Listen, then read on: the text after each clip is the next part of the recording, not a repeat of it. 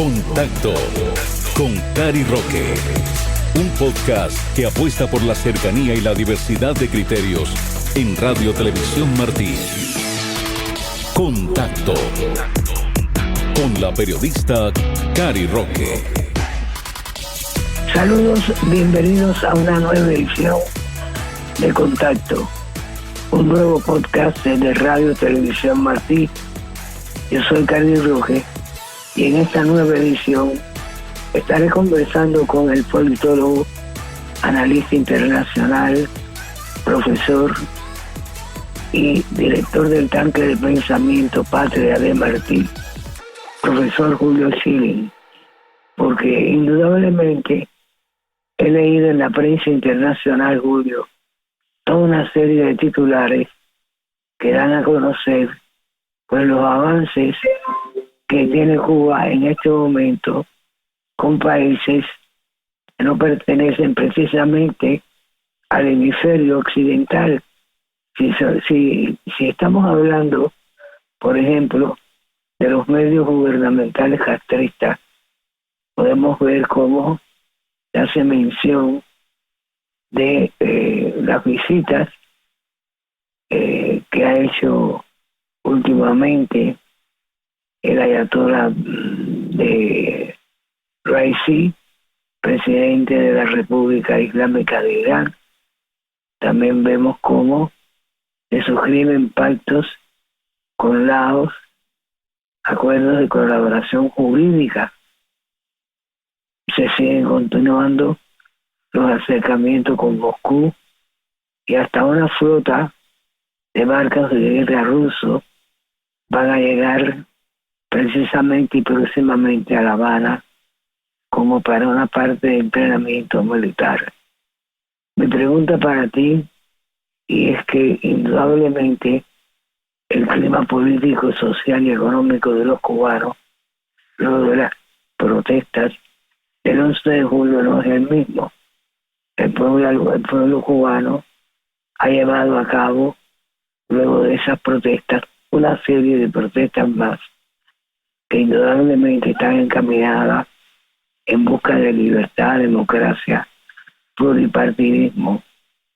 Y mi pregunta para ti es la siguiente: dado el clima político, económico y social, dada la inmigración rampante del pueblo cubano está teniendo, que quiere salir de la isla por falta de oportunidades, luego del experimento político de la orden de reordenamiento económico, son estos simples titulares para calmar a la sociedad civil cubana que busca derechos y libertades, o es para retomar viejos proyectos que se trasladan fuera del hemisferio occidental?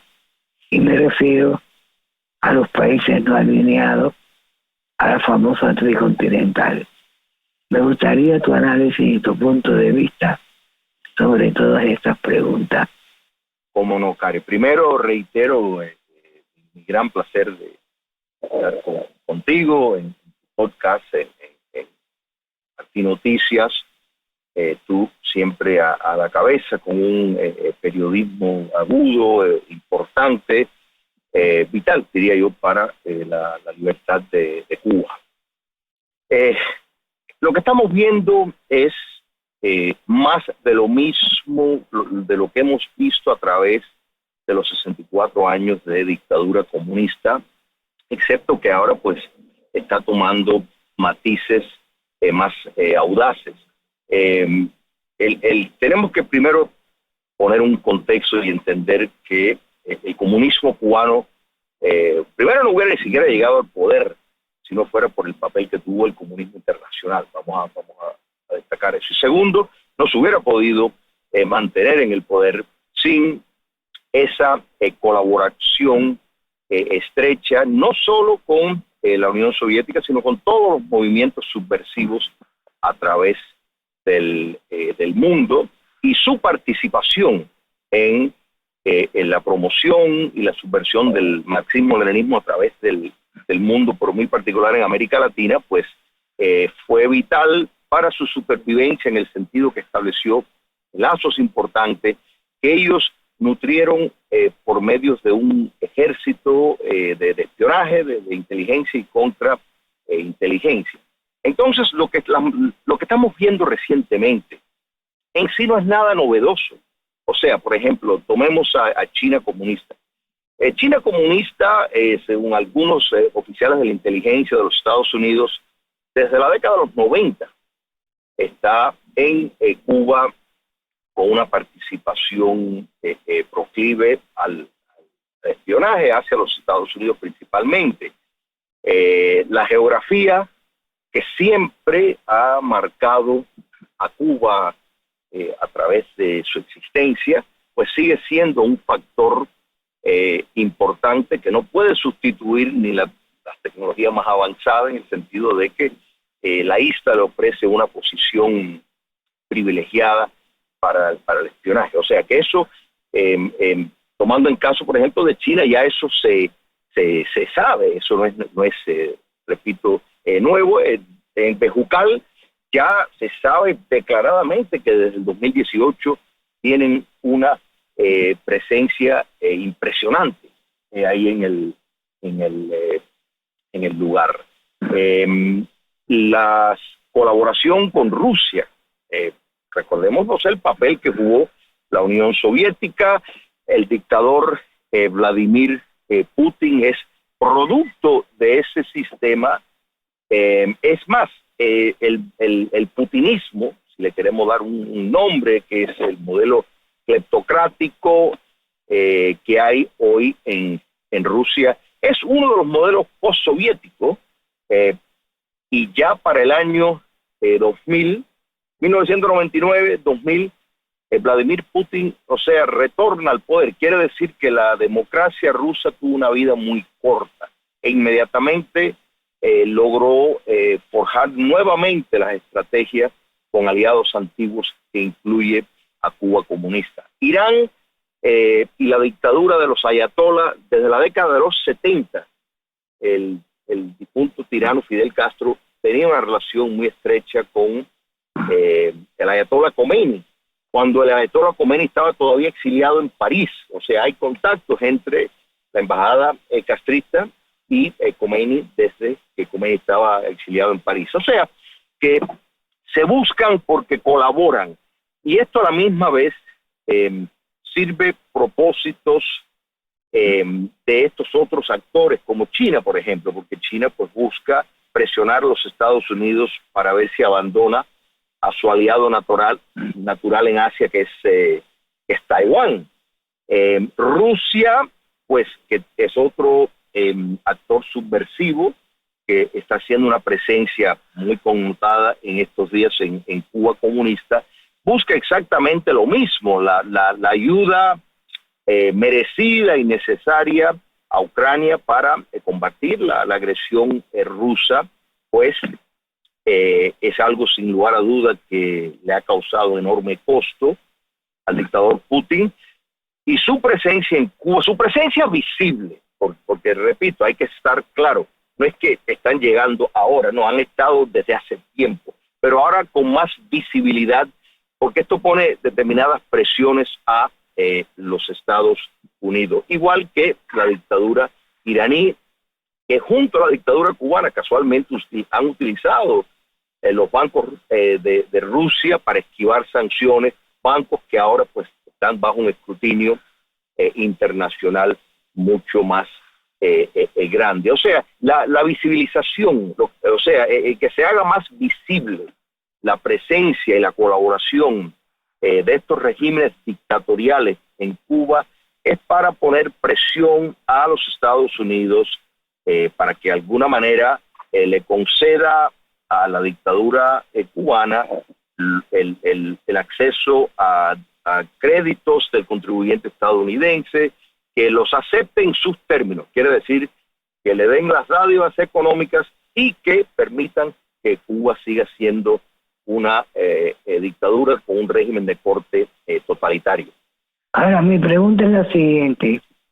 Estamos como en una época de la Guerra Fría que ya no existe. Efectivamente, mientras que la Unión Europea ha condenado, que ha puesto sanciones a Vladimir Putin por el ataque tan feroz contra un país pequeño e indefenso como Ucrania, estamos viendo que Estados Unidos también ha puesto acciones punitivas. Esto es un reto directo.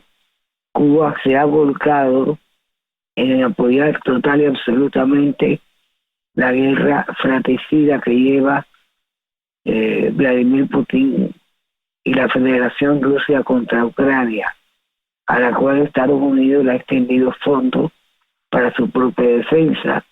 Es esto un reto directo para los intereses de corte de seguridad nacional, ya que la actual administración ha mantenido las sanciones y mantiene a Cuba dentro de los países que no precisamente cooperan de forma conceptual como el resto del hemisferio para poder ayudar a controlar el terrorismo internacional.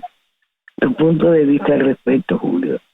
Mira, algún día los Estados Unidos y la Unión Europea tendrán que responder ante Dios, la historia y el pueblo de Cuba, la inconsistencia moral y práctica de ayudar por un lado a Ucrania, que me parece muy merecible, o sea, es donde hay que estar, es uno de los lugares donde hay que estar, y a la misma vez establecer dádivas y buscar vínculos económicos con una dictadura que está completamente vinculada al mal que están combatiendo en Ucrania. Entonces esa inconsistencia de tener dos metodologías completamente diferentes para resolver un problema muy similar, en el sentido de que no solo porque son regímenes no democráticos, Rusia, Cuba, China,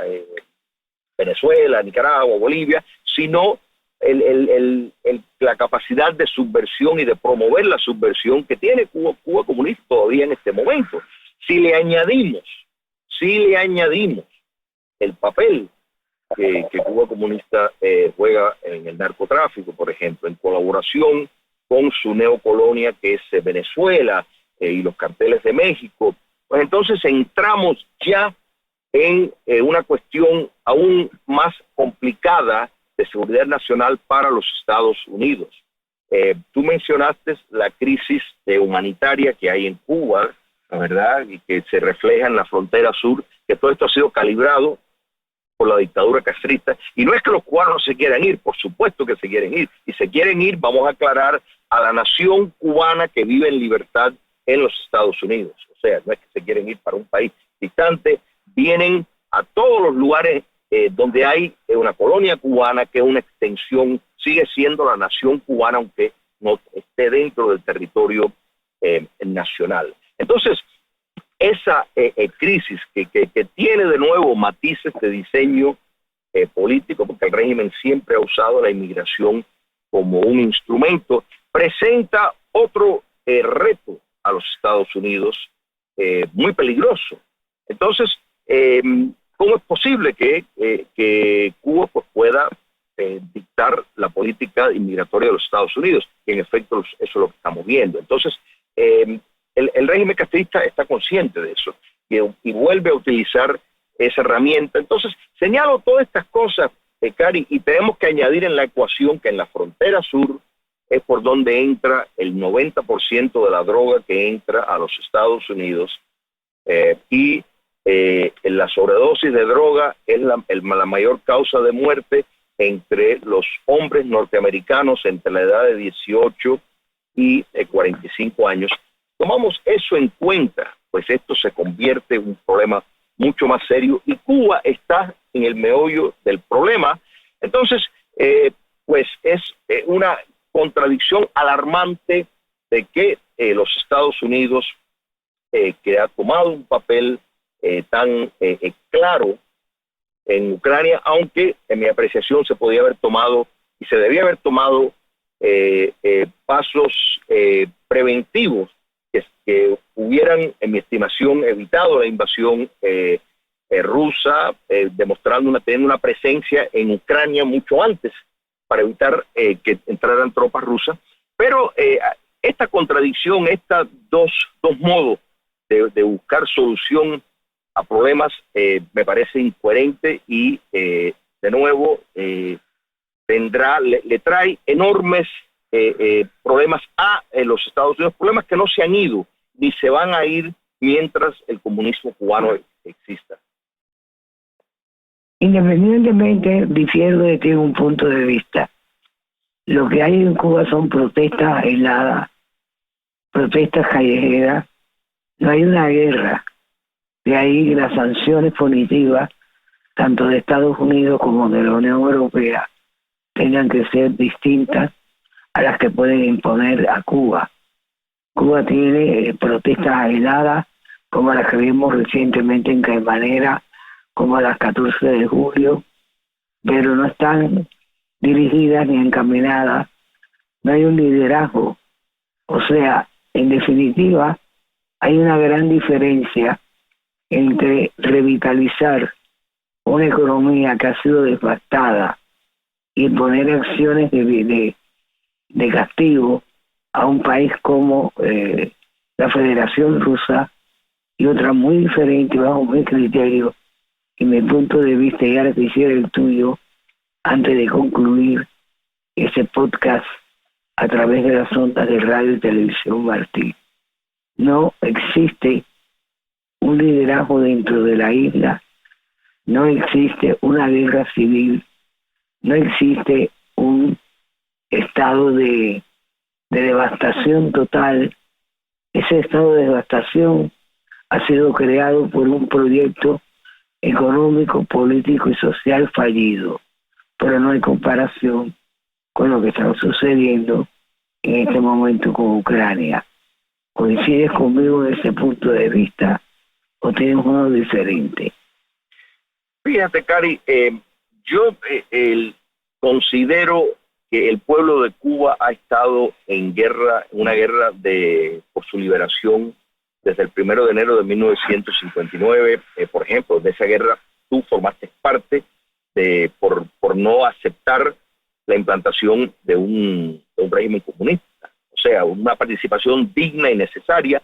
Y la metodología, si bien es cierto que ha cambiado a través de los años, el pueblo de Cuba ha luchado con las herramientas que tiene. Las protestas siguen, como tú bien señalas, que es para dentro de un régimen totalitario, con todos los mecanismos de represión que tienen, con más de 1.000 presos desde el 11 de julio. En Cuba hay más de 15.000 presos de personas que están vinculados con crímenes que en un régimen totalitario fácilmente encaja indirecto o indirectamente con el factor político, de modo de que sin duda Ucrania ya partía, por ejemplo, de un territorio, es más, Ucrania se ha estado preparando para esta invasión desde el 2014, por eso, gracias a Dios, ha tenido la efectividad que ha tenido. El hecho de que no hay un líder específico en Cuba, en cierto sentido, ha facilitado